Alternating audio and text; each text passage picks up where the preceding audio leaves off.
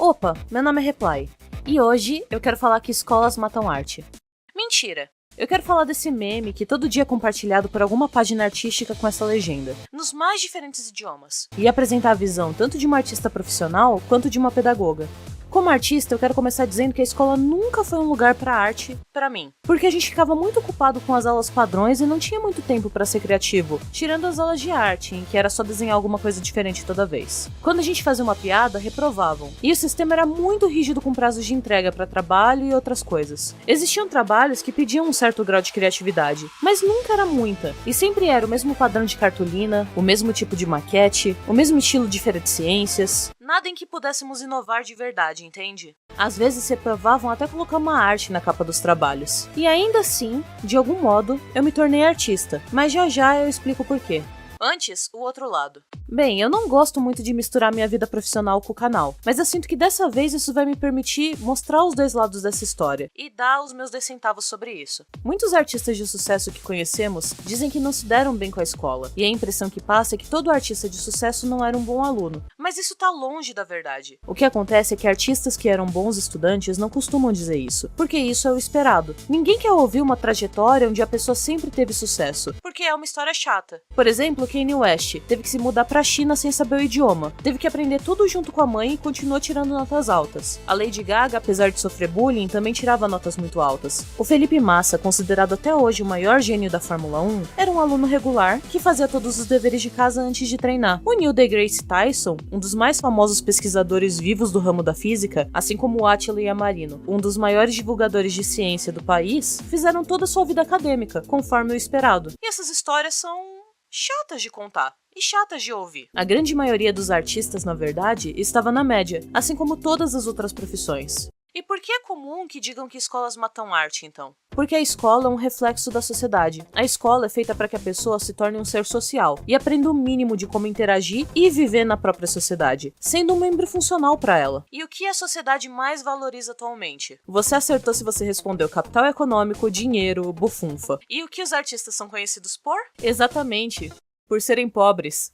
Fazendo essas duas perguntas, fica bem fácil perceber onde que o sistema está errando. Uma escola ideal deveria apresentar oportunidade de aprendizado em todas as áreas úteis para a sociedade. E é por isso que a maioria das escolas tinha a turma de artes. Até porque estimular a criatividade dos alunos beneficia em praticamente todas as profissões. Mas não é isso que a sociedade que visa o capital precisa. A sociedade em que a gente vive precisa de 100 pessoas que seguem as regras e sabem se comportar para uma que faça as outras rirem porque estão estressadas. Existe pouco espaço na sociedade para artistas e muito espaço na sociedade para profissões fechadas, detalhadas, que não envolvem tão diretamente ser criativo. Então a escola reproduzir esses padrões é algo que se espera, ainda mais quando elegem governantes que estão mais preocupados com a economia do que com o desenvolvimento social da população. Nisso, os professores não têm culpa. Já tive vários colegas de profissões que foram ameaçados por pais de alunos, porque em 2 aulas eles decidiram não dar o conteúdo do vestibular e focar em algo que fosse mais divertido de aprender. Gostaria que vocês valorizassem mais os professores que às vezes tentam sair da rotina, porque muitos acabam arriscando o próprio emprego por causa disso. E não condenassem tanto os que estão só focados no livro ou na apostila, porque às vezes eles só têm medo de perder o emprego que sustenta os filhos deles. E eles acabam sendo tão vítimas quanto vocês. Agora, voltando pro lado artístico, criatividade não é uma coisa que se desenvolve a partir de felicidade e satisfação. As pessoas não buscam melhorar quando elas estão confortáveis. A minha criatividade se desenvolveu na prática, justamente por estar em um ambiente em que tudo era monótono e isso me estressava. Eu tentava fazer diferente em todas as oportunidades que eu tinha, mas eu era criativa nos espaços em que eu sabia que eu podia ser. Eu tive amigos também que eram criativos em horas inadequadas, como quando meu amigo pegou o extintor de incêndio para substituir o gelo seco da peça de teatro de inglês. Ele estava tentando ajudar, mas tomou uma advertência. Aí a galera vai dizer que a escola foi cruel com ele. E eu sei que eu achei crueldade na época, mas agora que eu sou adulta, eu percebo que por erros bem menores, eu sou capaz de perder o meu emprego. Porque no fim, como eu disse, a escola reflete o que a sociedade quer que ela forme. Se a sociedade não tem espaço para soluções criativas, a escola também não vai ter. E cabe aos alunos que, mesmo assim, em meio à pressão, busquem ser criativos e encontrem soluções que não eram esperadas, mas dentro das regras. Igual teria que ser num trabalho. O garoto do extintor seria o equivalente a um cara que não poupou dinheiro para pagar as taxas da empresa e substituiu isso desviando verba. não é uma boa ideia, entende? Claro que existem professores extremamente autoritários, que têm sede de poder e descontam nos alunos. Assim como tem alunos que têm tudo de mão beijada, um futuro garantido,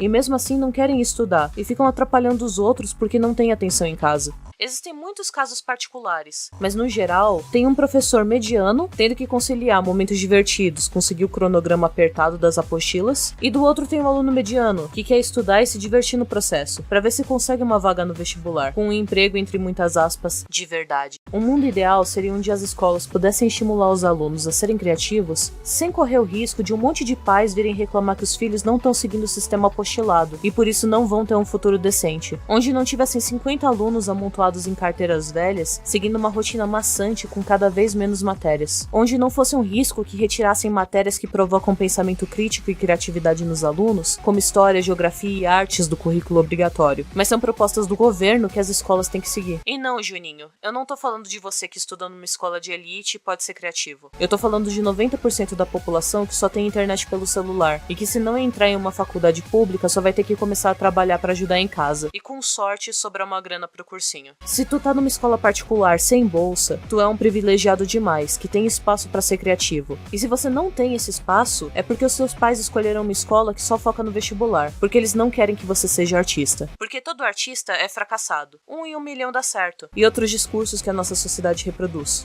Uma pessoa que tem que trabalhar das 6 da manhã até as 8 da noite pra sustentar a própria família, não é artista porque a escola não deu estímulo suficiente. Ela não é artista porque ela tem que trocar o tempo que ela tem por sobrevivência. E isso não é culpa da escola. É culpa da sociedade e dos governos que a gente escolhe ter. Enquanto as pessoas continuarem dizendo que não dá pra viver de arte, não só a escola, mas toda a sociedade mata a arte.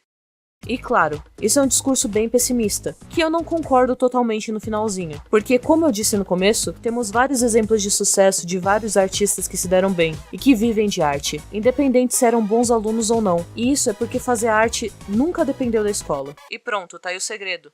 Não depende. Pode existir um estímulo pra arte na escola, pode ter um chamado à criatividade, mas a verdade é que a pessoa só vai fazer arte se ela quiser. Como bem explicado num vídeo do Nerdologia sobre gênios, a criatividade e a genialidade têm a tendência de se manifestar em pessoas com condições adversas, e nada tem a ver com o desempenho escolar do aluno. Na verdade, a média que demora pra alguém inovar numa área na qual ela se dedica é 10 anos depois de começar a trabalhar nela. E é preciso um pouco de obsessão e perseverança, somado a várias outras condições de favorecimento para atingir a genialidade. E também a criatividade, que é um pouco mais acessível a todos nós. O nosso jeitinho brasileiro para resolver as coisas. É necessário um estímulo de insatisfação para buscar uma solução que melhore a sua vida. E quem só faz absolutamente o necessário porque é mandado por um professor, não tá desenvolvendo a criatividade. Mesmo que o professor tente estimular com trabalhos que deem margem para isso. E Stephen King, Einstein, Marie Curie, Neil Gaiman, Jim Carrey têm algo em comum.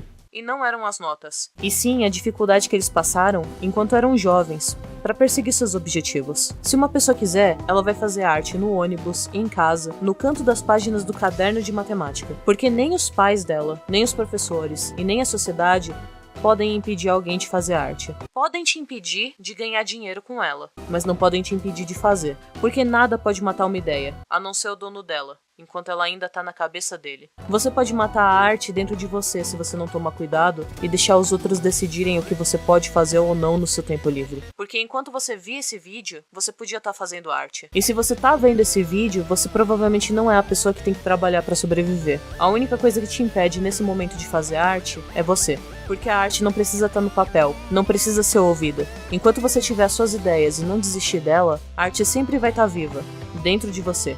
E se você conhece alguém que tá reclamando que a arte é morta pelas escolas, considera mandar esse vídeo pra essa pessoa. Ajuda demais o canal e também ajuda a desmentir essa ideia que se espalha tanto por aí. E bem, te vejo no próximo vídeo. Até mais!